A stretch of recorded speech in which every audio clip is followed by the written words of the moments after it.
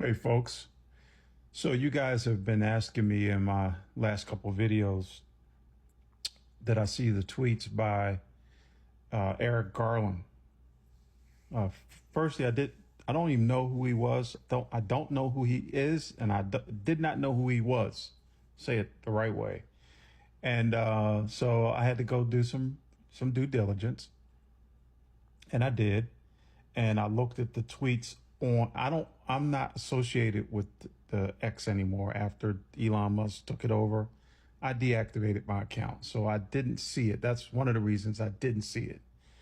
But I did get here on TikTok. I'm pointing at my other phone here. I got on TikTok and looked at the tweets.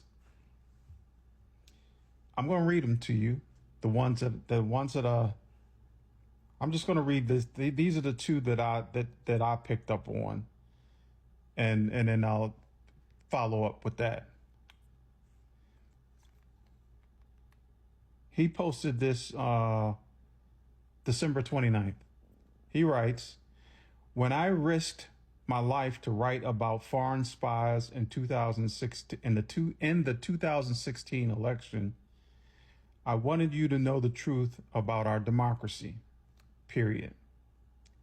And then he says, "And now, quote unquote, you will, period." Okay. Then the next tweet was this. "It took 8 years for foreign spies and domestic traitors to try to escape the traps we laid."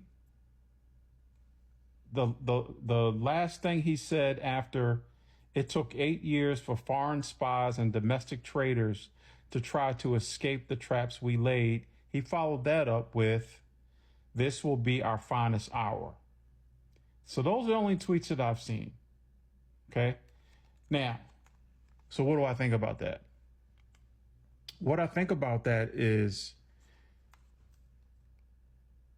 we already knew that these folks are involved in our elections. That's public knowledge. What we need to be concerned about is that part where he says domestic traitors.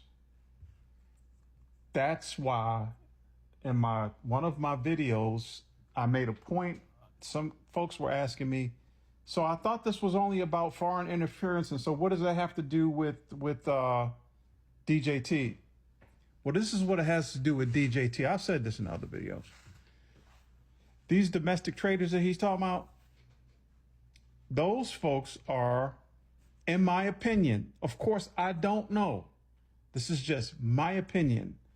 So those two different raids that were public, that were all over the television, the one down in Florida and the one over on the East Coast, I think it was in New York City.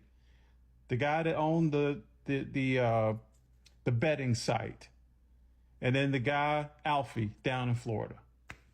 Those were public. Made public. All the three-letter agencies were down in Florida, seizing all of his computers. Same deal with the guy that owned the business out on the East Coast. I think it was New York. Got his computers. Then you're talking about all the different little breadcrumbs that we're getting about Elonia Muskrat, Scott, the Starlink, the video I made yesterday, I believe it was yesterday, the one where the AG down in Texas is talking about Elonia Muskrat and his involvement in the swing states. Then you have my man, Congressman out of New York City, Hakeem Jeffries, the Honorable Hakeem Jeffries, speaking on the swing states. So putting it all together, you've got folks overseas. We know who we're talking about because they made that public on election day when they said that the Russians were calling in these bomb threats. That was on public television, live. So we know. Then you've got Kamala Harris, who said that, yes, we have folks watching the elections. We have folks looking at this. Yes, we got that covered. Basically what she said. So what do I feel about Mr. Garland's tweets? Yeah. It's just when will it be our finest hour? That's the question. Now, before I get off of here,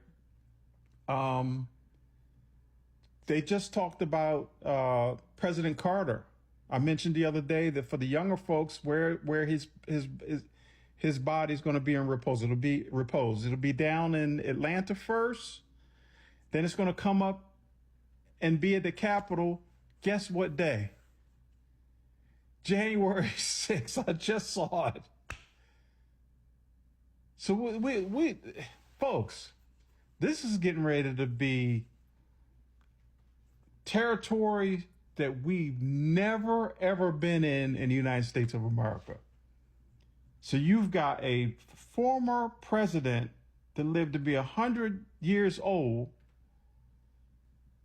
lying in state in the Capitol on the same day that the certification of the state electors is going to be taking place, on an anniversary of an insurrection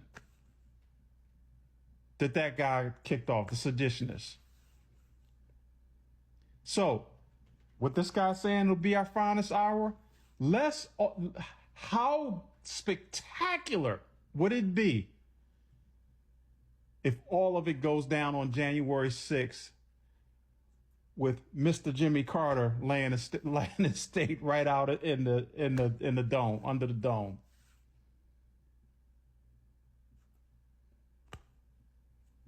I'm here for it. That's all I can say. I'm here for it.